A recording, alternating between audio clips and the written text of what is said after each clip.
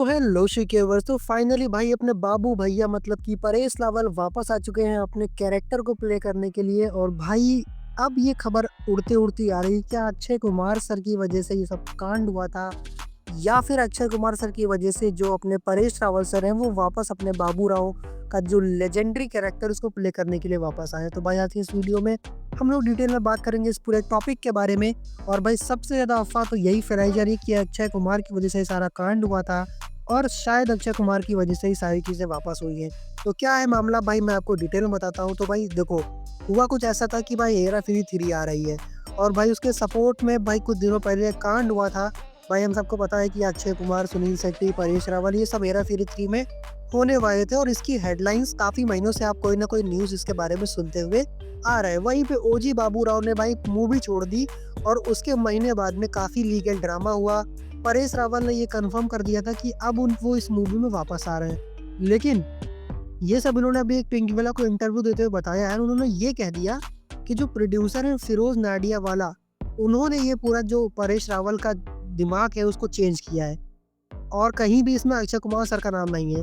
अब हुआ क्या देखो, अक्षय कुमार भाई वन ऑफ द एक प्रोड्यूसर्स में से एक हैं जो हेरा फेरी 3 मूवी को लीगली राइट्स को ले रखे हैं उसके ओरिजिनल प्रोड्यूसर फिरोज नाडियाडवाला से।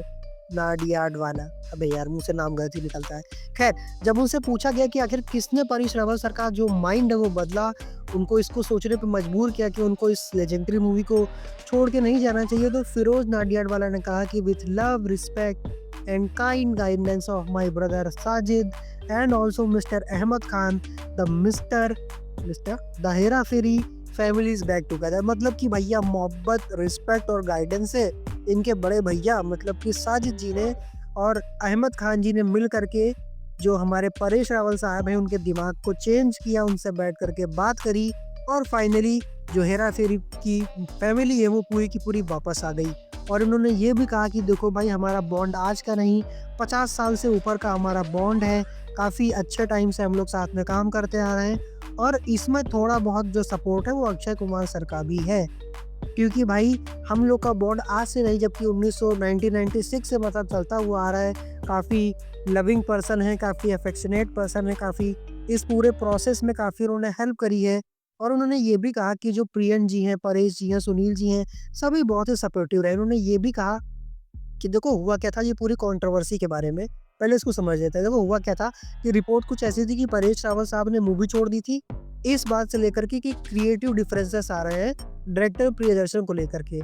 लेकिन वहीं पे उन्होंने मिस्टर रावल सर ने जो ट्विटर है जिसका नाम अब एक्स हो चुका है, उस पे 18 मई को एक ट्वीट डाला था कि I wish to put it on the record that my decision to step away from Hera Pheri 3 was not due to creative difference. मतलब कि भैया ऐसा है कि क्रिएटिव डिफरेंस की वजह से ऐसा नहीं हुआ है, मेरा मन था जिसकी वजह से मैंने मूवी को छोड़ दिया। और इसके बाद में कुछ डिसएग्रीमेंट हो गए, उन्होंने मूवी छोड़ दी और उन्होंने के ऊपर भाई एक केस हो गया।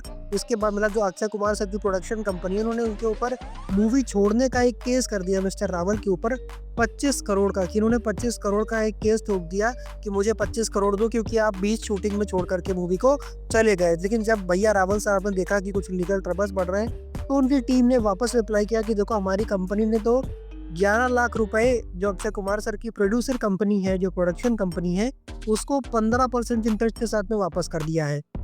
और एक वेटरन एक्टर ने इनको साथ में लिखा कि my lawyer Amit Nayak has sent an appropriate responses regarding my rightful termination and exit और once they read my response all issues will be laid to rest. तो भाई अक्षय ने डिफेंड करते हुए बताया कि नहीं भैया देखो, मिस्टर रावल की तरफ से कोई दिक्कत नहीं हुई थी, कुछ ऐसे ही बात हुई थी, कुछ समझ में नहीं आया था चीज़ें।